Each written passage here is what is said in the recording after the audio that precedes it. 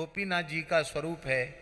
साक्षात श्री रघुनाथ जी ने 24वीं चतुर्युगी के त्रेता में जब राम जी का अवतार हुआ तो बनवास लीला में चित्रकूट में जब भगवान विराज रहे थे तब स्वयं श्री रघुनाथ जी ने अपने करकमल से कामदगिरी की ब्रह्मशिला हाथ में लेकर अपने बाण की नोक से गोपीनाथ जी के स्वरूप का निर्माण किया और श्री जानकी जी ने इनको अपने हाथ से सेवा पूजा करके लाड़ लड़ाया। और जब भगवान चित्रकूट से आगे बढ़ने लगे तो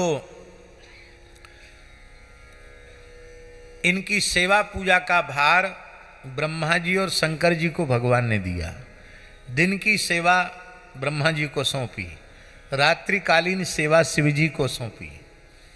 कालांतर में लगभग कल कितना समय बताया था, 1165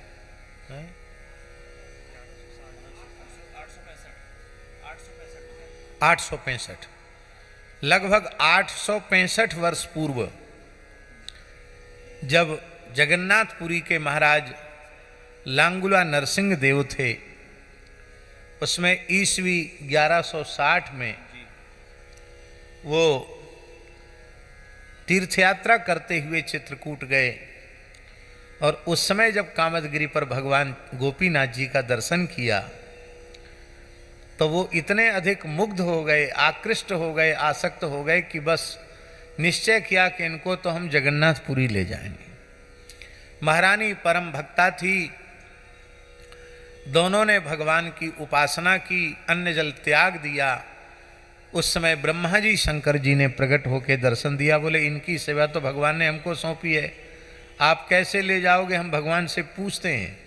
तो भगवान से पूछा तो भगवान ने कहा कि हाँ इनको हमको दे दो। तब वे लेकर के आए और जहाँ आजकल रेमुना है, भगवान ने कहा ये गुप्त वृंदावन है, तो वहीं भगवान ने उनको विराजमान किया। हमारे स्वामी श्री सनत सुजात जी ने तो पूरा उनका सतयुग में कौन सा तीर्थ था, त्रेता में, द्वापर में कौन सा तीर्थ है, पूरा आपने पौराणिक विवेचन करके बताया। बड़ा दिव्य तीर्थ है। श्री माधवेंद्रपुरी जी जब पधारे, ब्रज से जगन्नाथपुरी पधारे,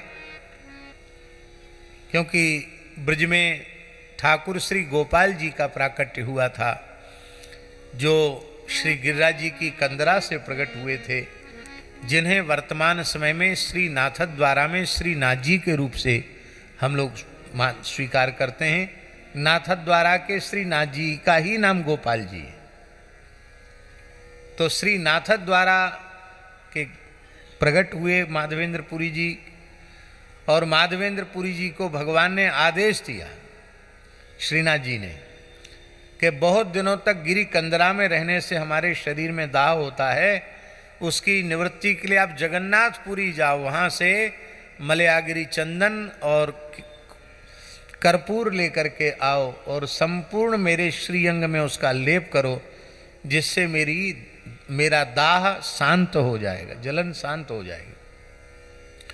और आप वहाँ से लेकर के जब चले हैं तो यहाँ रेमुना में आकर के आपने विश्राम किया, भगवान का दर्शन हो गया था, अनवसर हो गया था, शयन आरती हो गई थी, और आप आज भी वो स्थल है जहाँ माधवेंद्रपुरी जी की समाधि है, वहाँ आकर घनघोर जंगल में माधवेंद्रपुरी जी विराजमान हो गए।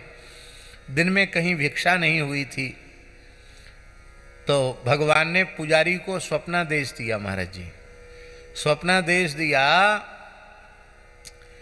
कि हमारे अत्यंत प्रिय भक्त श्री माधवेंद्रपुरी स्वामी जी पधारे हैं और उनकी भिक्षा नहीं हुई है, वो भूखे हैं, उनको तत्काल जगा कर कुछ खिलाओ। उन्होंने कहा यहाँ जंगल है, यहाँ क्या व्यवस्था है, हमारे पास कोई व्यवस्था नहीं है। तब भगवान ने कहा 4 भांड ना, कितने, एक भांड। अब तो छोटे छोटे भांड हो गए, पहले बड़े बड़े भांड थे। तो एक भांड हमने क्षीर माने रबड़ी जो है, भगवान बोले अपने पीताम्बर में हमने चुरा के रख लिया उनके लिए, वो आएंगे वो भूखे होंगे। तो मंदिर खोलो, स्नान करके पुजारी ने मंदिर खोला देखा तो भगवान की पोशाक में भांड छिपा हुआ था। उसको लेकर के गए, माधवेंद्र पुरी जी को दिया, और माधवेंद्र पुरी जी इतने भावुक हो गए कि वो रबड़ी क्षीर प्रसाद तो उन्होंने लिया ही,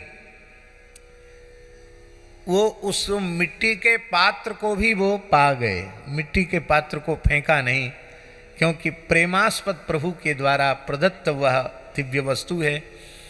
हमारे यहाँ पूज्य श्री परमहंस जी महाराज हैं मलुकपीठ में गौशाला में, उनके पास भी जब क्षीरचोरा गोपीनाथ जी का कुल्हड़ जाता है तो प्रसाद लेने के बाद धीरे धीरे रोज रोज थोड़ा थोड़ा वो पाते हैं उसको, आज भी फेंकते नहीं हैं। कहते माधवेंद्र पुरी जी ने पाया था ये दिव्य प्रसाद है, जिसमें श्री गोपीनाथ जी का अधरामृत है, वो मिट्टी का पात्र भी दिव्य है।